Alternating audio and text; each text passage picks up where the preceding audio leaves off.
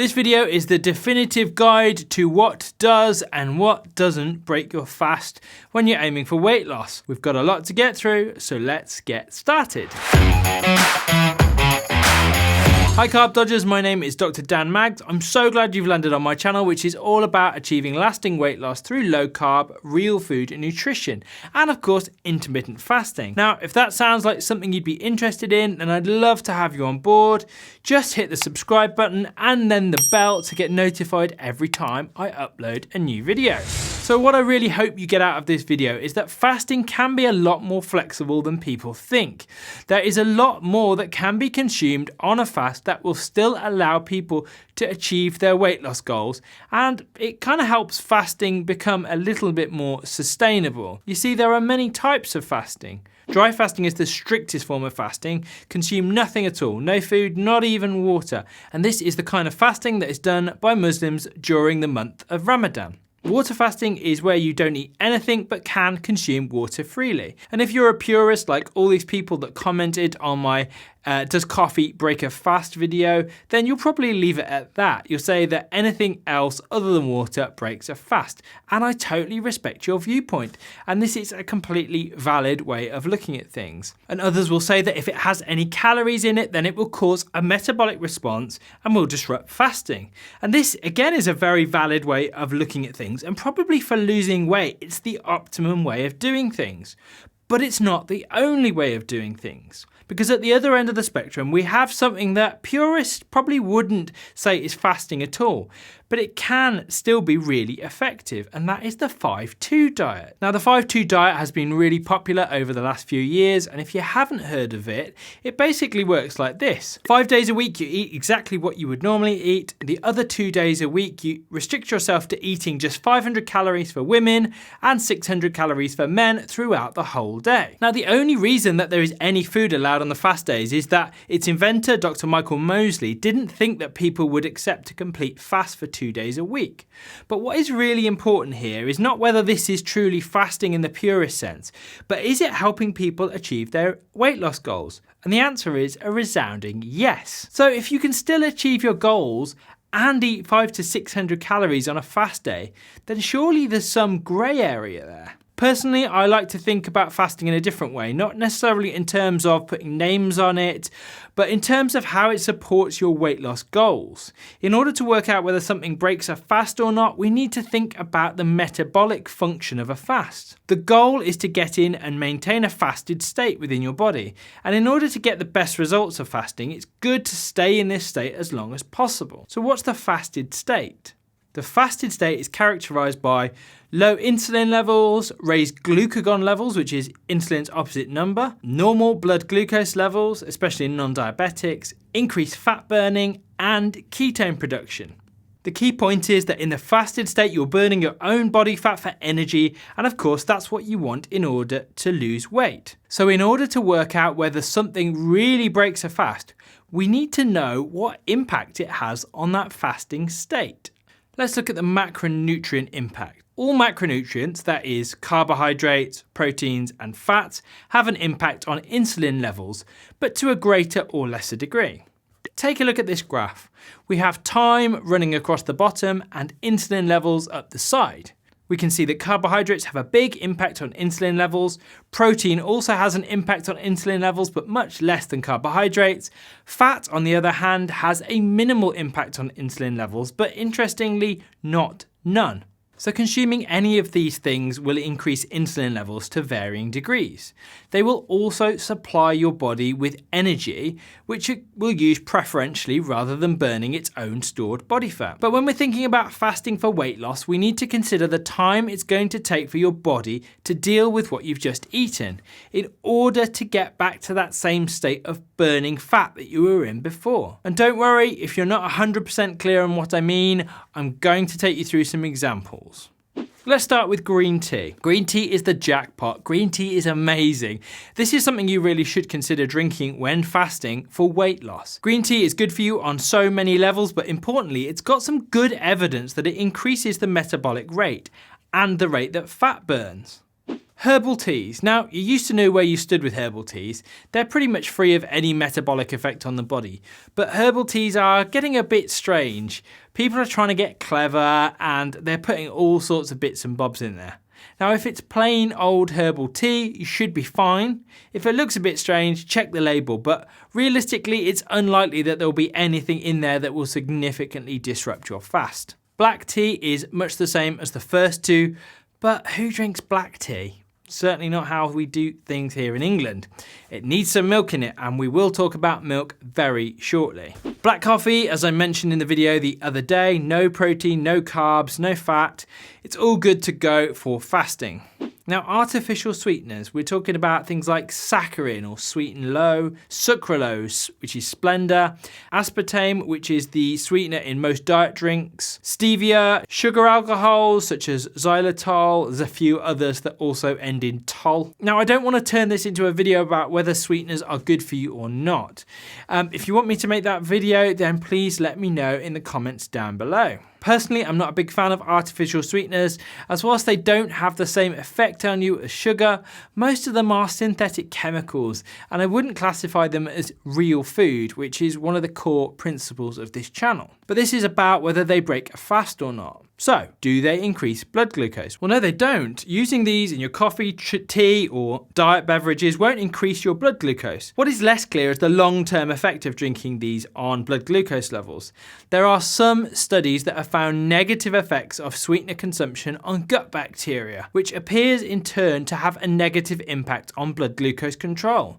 However, most of these studies have been done in animals, so we're not sure whether this translates to humans or not. And do they affect insulin levels? Generally not, but sucralose and saccharin showed mixed results in some studies which say they do, but limited studies are available. So do sweeteners break a fast? In a word, no. So what about coffee with cream?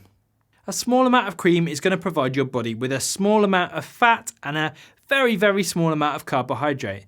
The fat in the cream will raise your blood insulin level an insignificant amount, as will the small amount of carbohydrate. But the effect is going to be so minimal, you're going to be quickly back to where you started. The 50 calories from 1 tablespoon of cream is 50 calories your body doesn't have to find from your own fat stores, so it will slow down your weight loss very slightly. So yes, technically cream breaks a fast, but in practical terms, it's unlikely to cause you too much of a problem if you're only having a small amount.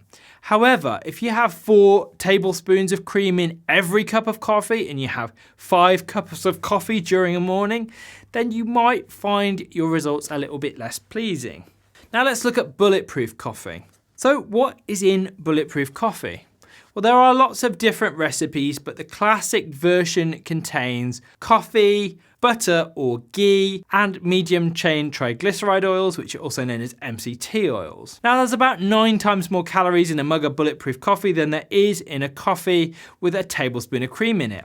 But it's pretty much all fat, and the carbohydrate content is negligible. The effect on your insulin levels and glucose levels will be absolutely minimal, and you're staying very close to that fasted state. I want to give you 2 scenarios as an example of where bulletproof coffee might be used when fasting, with varying impact on the overall effectiveness of the fast. If you're doing 16/8 fasting or 1 meal a day fasting, and you have a bulletproof coffee in the morning, you're still going to remain in the fasted state for the most part. But your body has about 450 calories of fat on board that it can use for energy that it didn't have before. Whilst I'm trying to not reduce everything down to a simple formula of calories in and calories out, unfortunately it isn't that simple, I'm afraid. Clearly this isn't going to be as good for your weight loss as not having that bulletproof coffee.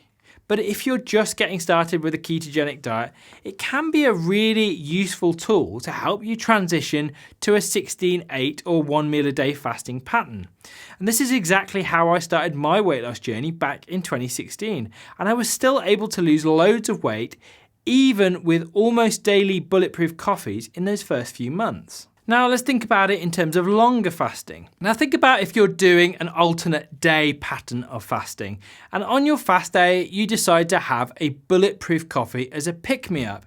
It's the only thing you consume in that entire day.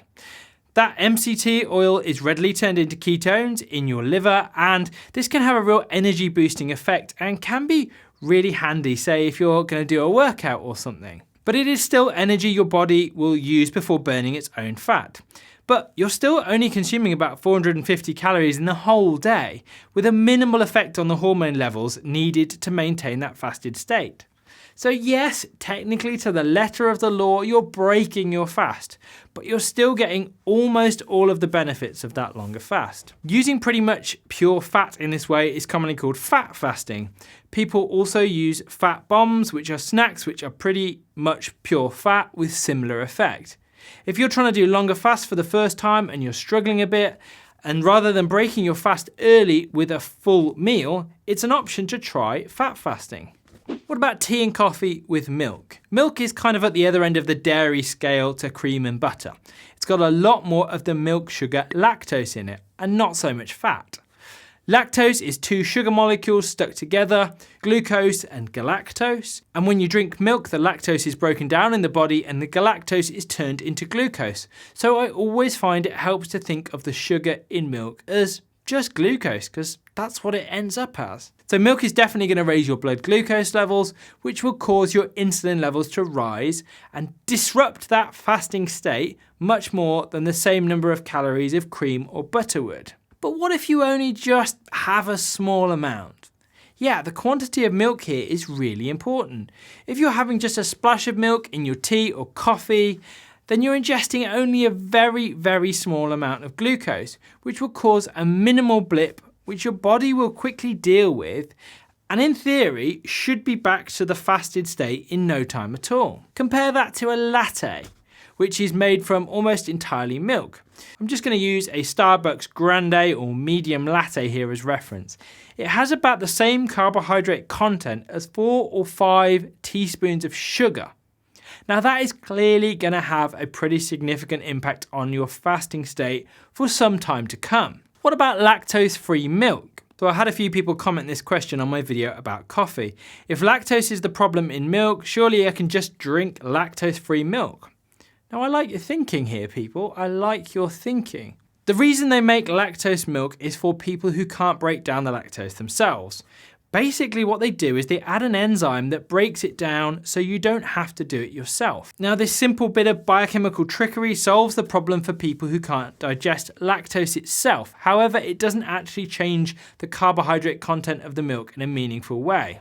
In fact, it actually makes the sugars in the milk ever so slightly simpler, and it's actually notably sweeter than normal milk. So sorry, lactose-free milk lattes are not the solution, I'm afraid. Next, let's talk about plant-based milks, such as almond milk. Who knew you could milk an almond, eh? Yes, there are some options here which in terms of carbohydrate content are better than milk if you enjoy the flavour of these. These are the figures for the carbohydrate content in an 8 ounce or 225 ml glass. Whole milk has 12 grams of carbohydrate, almond milk has just 1 gram of carbohydrate, coconut milk 2, soy milk 4, and rice milk all the way up at 22, basically twice as much carbohydrate as whole milk. Oh, and be sure to avoid the sweetened versions of those plant-based milks. I've made that mistake before, and the figures are very, very different. Okay, so this next one is kind of an obvious one, but this is the complete list after all. Drinks with sugar or honey or any of the hundreds of things that sugar can be called will, of course, break your fast. Sugar, of course, is a refined carbohydrate which will rapidly raise your blood sugar levels, rapidly raise your insulin levels, which will stop fat burning. It will start you rebuilding your glycogen stores in your liver. And depending on the amount and how well your body is able to process sugars, it could take hours before you get back into the fasted state. Definitely avoid sugar in all its many forms, and that includes fruit juice. Next up, apple cider vinegar. It's pretty in vogue at the moment, and with good reason. Technically, it has a few calories in it, so it does break a fast, but it has such a wonderful effect on the body in terms of improving things like insulin sensitivity. It's absolutely fine to consume when fasting for weight loss. Bone broth is another very popular health drink because it's full of micronutrients, which will have little or no impact on a fast. However, It also contains collagen, which is a protein, so technically it does break your fast and does increase your insulin levels somewhat. Although having a single mug of good quality bone broth just helps support you through a longer fast probably isn't going to do your weight loss efforts a great deal of harm. Okay, let's talk about supplements. Protein shakes. Now, there's so much protein here, I generally think of it as a liquid meal, and therefore it really does break a fast. Whey protein in particular has a significant impact on insulin levels, and protein powders tend to be mixed up with all sorts of other stuff. Definitely one to avoid when fasting. But what about BCAAs? Now, BCAAs, if you've not heard of them, that stands for branched chain amino acids. They're like a stripped down version of a protein shake, which only contains the amino acids that are actually needed for muscle building. So it's like a lot cleaner than a protein shake in that respect. However, one of the amino acids in there, leucine, is well known to be one of the amino acids that provokes a significant insulin response. So yes, technically, BCAAs do break a fast. Nevertheless, lots of people take BCAAs during exercise whilst on fasting protocols, as it may support the healing of your muscle tissues afterwards. Exogenous ketones. These are metabolically active and have an impact on your own ketone production. So yes, they technically break a fast. I think of them kind of similar to MCT oil in the effect they have. They're really useful on occasions as an energy boost, particularly before a workout. But it's energy your body isn't going to be finding from its own fat stores. Creatine is another really popular supplement, which has absolutely no effect on fasting, so it's absolutely fine to take. Omega-3 fish oil, yeah, well technically it is an oil, so it would be like any fat, but it's likely the dose is so small as to not have any particular impact on fasting. You might not want to take it on an empty stomach, however. And that does go for other supplements too. Magnesium makes me vomit really badly if I take it on an empty stomach. I can't think of any other supplements that would break a fast. Besides, the doses you're taking them in are so small, it's unlikely that any of them are going to do any significant harm to your weight loss efforts. Vaping. This might seem like a crazy question, but lots of the vaping oils are quite sweet, so it is a question I get asked from time to time. As far as I can tell, none of that gets into your bloodstream or provokes an insulin response, and seemingly neither does nicotine, which brings us on to cigarettes. Now, if you're smoking and you're concerned about the effects it might have on your fasting, you really need to reconsider your priorities. I can't say for sure the overall impact of smoking on fasting is there's so many chemicals in there. It's difficult to know. It doesn't appear to make any meaningful difference to ketone levels, however. But speaking as someone who used to smoke, I get it. Giving up is difficult, but it's not impossible.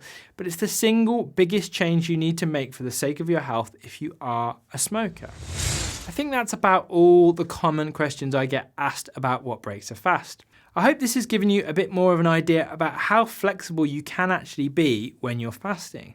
So yes, you're probably going to see the best results if you take the purest approach to fasting, consume only water, no calories.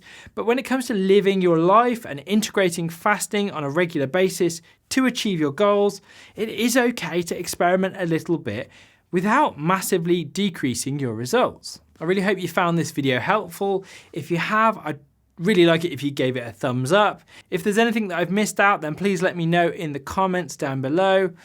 Don't forget to subscribe if you're not already, and I'll see you in the next video.